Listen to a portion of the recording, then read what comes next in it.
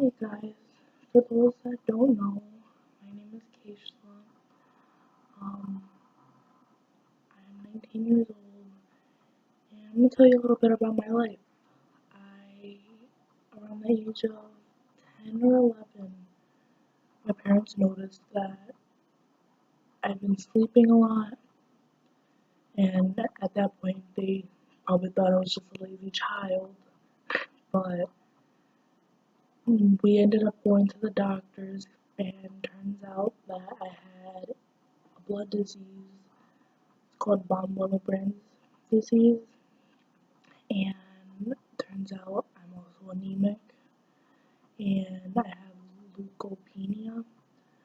Um, Leukopenia is a disease where you don't create enough white blood cells, which are what fights infections, and so my immune system is just weak.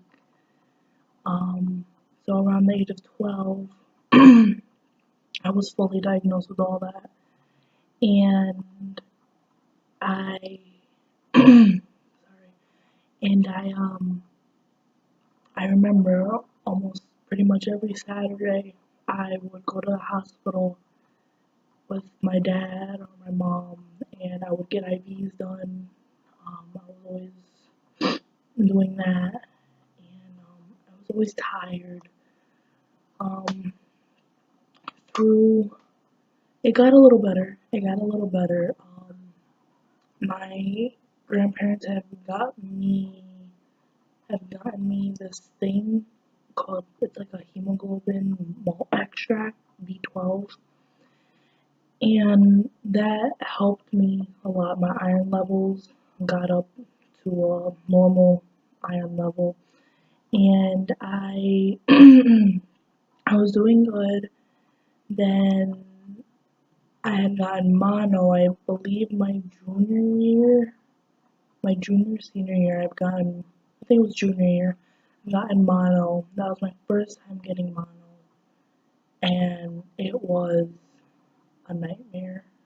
I didn't know why I felt this way, and the sucky part about it is that everyone thought I was faking, my teachers and my coaches, because people don't understand, like, it's an invisible disease, like, it's inside. I'm always tired. I don't have energy. I just, it just really, really takes a toll on your body. And at that time, I got in it, and I remember I missed a lot in high school because I was ill and I was out for months. I missed dances, I missed parties, I missed hanging out with my friends, going out to like haunted houses and doing all teenage related stuff because I was so ill. And so recently I have been diagnosed with mono again. Um, I've gotten Epstein-Barr, and that's just a reactivation of mono. Um, and I've gotten mono. This is my 5th year having mono, and doctors can't find out why I have it, why I've been getting it for 5 years straight.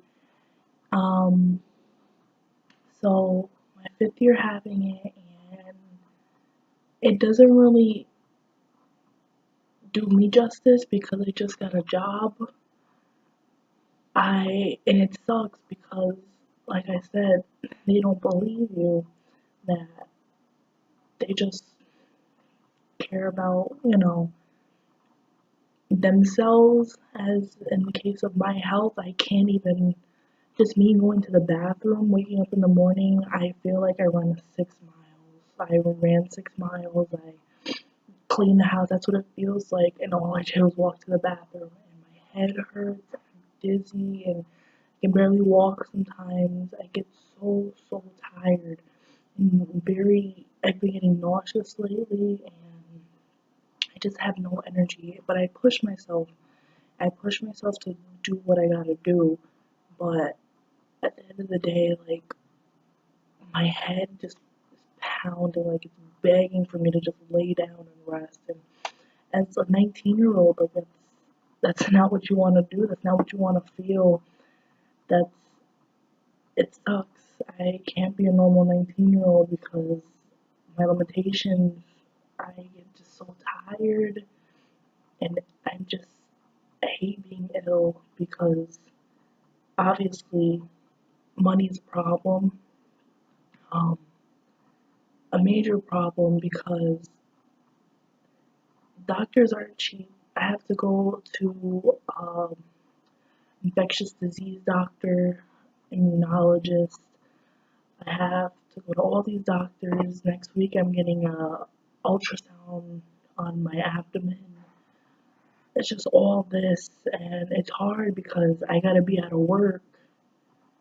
On top of that, go to all these doctor's appointments. How am I gonna, you know, pay for that? Because if I'm out of work and I'm going to doctor's appointments, how am I gonna be able to pay that? And I just find that messed up because it's like nobody should go through that. No one should be like, oh, I can't go to the doctors because I can't afford it. And I find that very messed up because it's your health. That's what keeps you living. Like, I just really, really find that messed up. But um, I'm, like I said, I'm trying to stay strong. Um, Another thing I didn't mention, this is just a little life getting to know me, what's going on. About a month ago, maybe a month and a half ago, I was in the hospital. I was admitted because my entire right side of my body became numb, like completely numb. I couldn't like move it. I couldn't feel like anybody touching from my face down to my toes. Like I felt nothing. So I was admitted. They tested me, did EEGs, CAT scans, MRIs, everything you could possibly think, and I came back healthy. All the test results came back. I was healthy as a horse, as they say, but I still couldn't feel my right side. They diagnosed me as migraines with stroke symptoms. To me, that's still a stroke. I mean, it obviously did no damage to me, but I did have to learn how to walk again and use my right hand again, which I think my recovery on that was phenomenal because I can walk. Sometimes my leg does give out, but I definitely am grateful. Um, During that time period, it made me realize you don't you take things for granted. I didn't think walking was, you just wake up and start walking.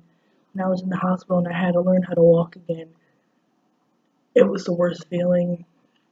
I would cry because I was like, am I ever gonna walk normally? Like I'm not normal. But thank God that I have a great support system. My mom, and my parents, my sister, my boyfriend. He flew down and now he's helping taking care of me. So I just have a great support system throughout everything that I've been through, and I'm very, very thankful for that. But that's pretty much all I have to say. I'll keep you guys updated. Sorry, I look like a mess. Like I said, I don't feel good, so I don't even bother to try to look cute. I just wanted to get you guys like a little gist of my life and what I'm going through, and like I said, I'll keep you guys updated with more videos. Um, I have, like I said, an appointment next week, and I'll have you guys updated. But thank you guys for listening, and I'll see you guys next week.